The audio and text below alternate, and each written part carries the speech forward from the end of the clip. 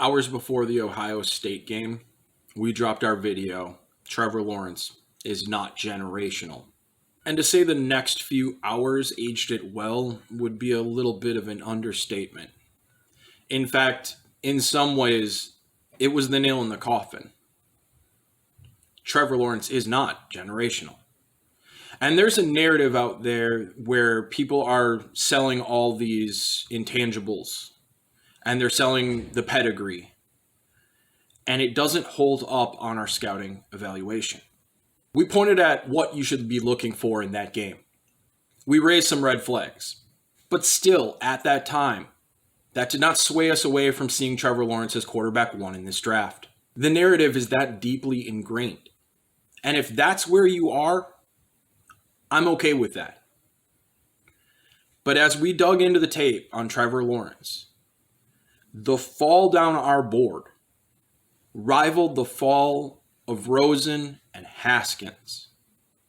Not saying that Trevor Lawrence will bust like Rosen and Haskins, but where perception has set him to where he truly aligns is that massive of a difference. And we've seen the luster come off the prospect. We've seen the media and the people who are talking to the scouts slowly stepping back away from that generational tag. Before that even started, we said Trevor Lawrence is not generational. And due to the vitriol that's about to come from what I'm about to say, I have butterflies in my stomach knowing what this means. Is Trevor Lawrence quarterback one? No. Two? No. The debate starts at quarterback 3. We have him as quarterback 4. The most generational prospect since Peyton Manning and Andrew Luck is quarterback 4 in his own class. If you see Trevor Lawrence on the field and you see a tools quarterback, that's what we see too. There is a narrative that there is this amazing mental aspect of his game, like a Peyton Manning, like an Andrew Luck, and it doesn't hold up to scrutiny. But what holds up to scrutiny is that Trevor Lawrence has a great arm talent. He truly does. He is quarterback 3 in this class on the short and intermediate arm talent grade, and he has the best deep ball in this class. He doesn't have the best deep ball arm. That's Trey Lance. But he has the best deep ball in this class.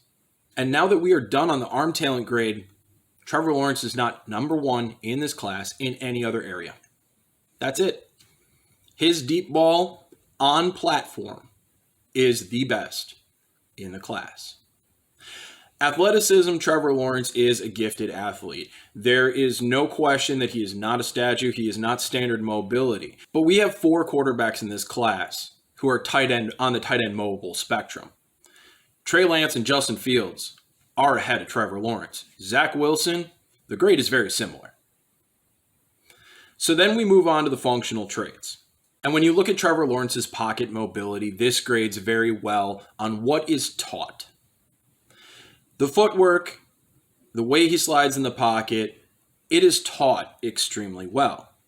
But the things you can teach a quarterback are only part of this evaluation.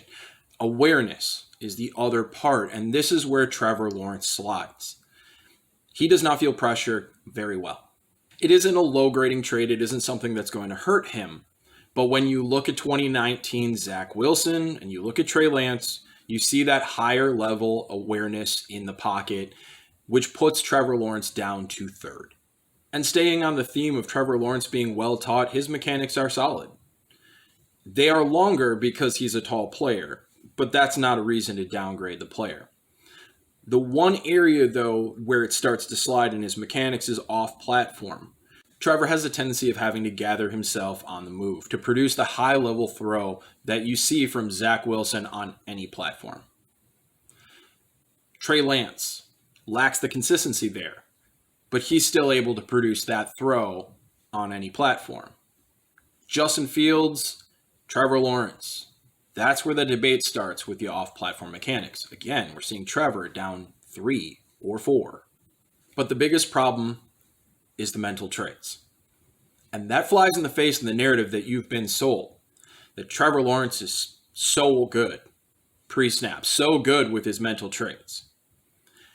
And maybe that's the case. But the offense that Trevor Lawrence runs is as simple as the offense that Haskins ran at Ohio State. It is more similar to the Haskins offense than the one that Fields is running at Ohio State. And even if he's a great student of the game, and even if he has his pre-snap down, which it doesn't look like that's the case either, all bets are off when the ball is snapped. Absolutely across the board. All bets are off when the ball is snapped.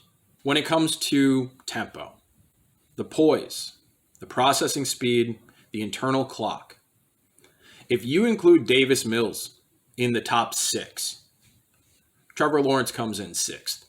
And we pointed out that this was a problem prior to the Ohio State game. It's something that we had been looking at since the second season and questioning if this was something that was going to take an evolutionary jump with him. And it absolutely did not. And in fact, we had pointed out plays against Miami and Notre Dame that showed this concern. And as we look back into the tape, Virginia Tech and other games were presenting that this was a common trend. The amount of panic, the lack of poise, the rushed decisions. Against Ohio State, there was a play where they had the mesh coming across the middle. He felt like pressure was coming, and in a clean pocket, he whipped the ball into double coverage at Etienne's head. There is panic. There is distress when the play is stacked against him. And it's so rough that it reminds me of Goff. When you move over to vision, it doesn't get much better. He has a narrow viewpoint on the field. Notre Dame, he's looking at his RPO slot read. The linebacker is sliding across underneath this. As soon as he's looking and he sees that linebacker, there's the route behind it, wide open. He never sees the linebacker. He throws it into coverage. It leads to an interception. Attacking windows where safeties are dragging across the field against Virginia Tech led to interceptions. Undercutting corners leads to interceptions. He is very narrow viewed on the field. And this is going to be something that leads to interceptions in his career. Also, the ball placement doesn't grade high. Now, Trevor Lawrence has his mechanics down sound. He is an accurate passer. But you rarely see the high-end ball placement throws that throw a wide receiver open. When you see them, they are on the verts. They are on the verts where he's throwing it early and putting it up over the corner, up into the coverage leverage to make that play. That is where he has that. But across the middle, you don't see it. You don't see it in a lot of different circumstances. You'll see back shoulders. And that's basic level stuff. Zach Wilson's doing more. Justin Fields on the boundary and deep, more. This is one area of the game where Mac Jones thrives as well. So now you're talking about Trevor Lawrence and you're debating between his ball placement and the ball placement of Trey Lance. Because guess what? Davis Mills has better ball placement than that too. And when it comes to anticipation, that's not there either. Zach Wilson, Mac Jones, Davis Mills throw with more anticipation than Trevor Lawrence. It's debatable if Trevor Lawrence throws with more anticipation than Justin Fields and Trey Lance. In fact, I think Trey Lance's anticipation actually outranks Trevor Lawrence's, believe it or not. So when you look at the whole profile for Trevor Lawrence, you see a tools-based quarterback.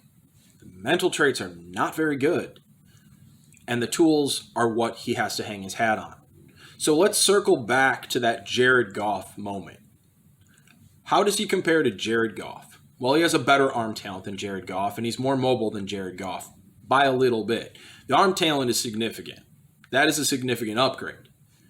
But Jared Goff has better vision. Jared Goff has better ball placement. Jared Goff has better anticipation. And Jared Goff is a very interesting case study on this because when Jared Goff came out in his first season, he looked like garbage. And then he worked with McVay, and when the nuance and the novelty of that offense was flying high, his efficiency numbers were great. And as the novelty of that offense wore off and defenses started figuring out how to combat it, Jared Goff got himself run out of town. Now, I'm not saying Trevor Lawrence is a bust, but perception is here. And I'm here. And that's a starter. But I predict that in 2 years, I'm going to have to start fighting for Trevor Lawrence because perception is going to be too low. We all expect Trevor Lawrence to go 1, and it's very likely that he does. But I can't sum it up a better way than this. A week or so ago, I was talking to co-founder President Jeff, and his comment put this in perfect context. I feel bad for Trevor Lawrence. The perception is so high on him that the only thing that can possibly happen here is that he disappoints. And it's at no fault of his own. He is what he is. But he's being sold as something he's not. Trevor Lawrence, from his 5-star pedigree to his first season where he ran off a national championship, was anointed. And we stopped evaluating. Go look at how he handles plays that go off script, games where he is challenged. Go look at how he sees the defense moving after the snap. Look for the anticipation throws. Look for the ball placement throws that throw a wide receiver open. They're few and far between.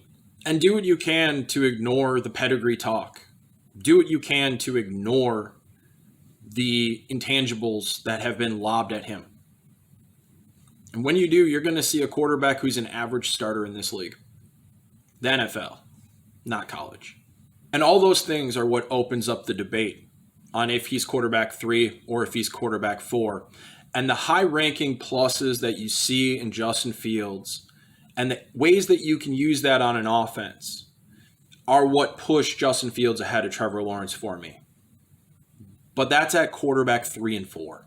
So he will go 1. And we will rank him 4th. And we will circle back on this after the draft, once we know he's in Jacksonville, and talk about how that system fits his talents. And the news doesn't get better. And Jaguars fans, that is not a reflection on you. That is not a reflection on your team.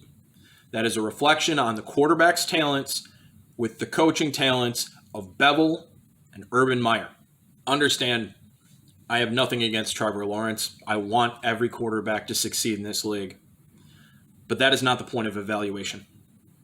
The point of evaluation is to see what the player does. To isolate the player and see what he can do.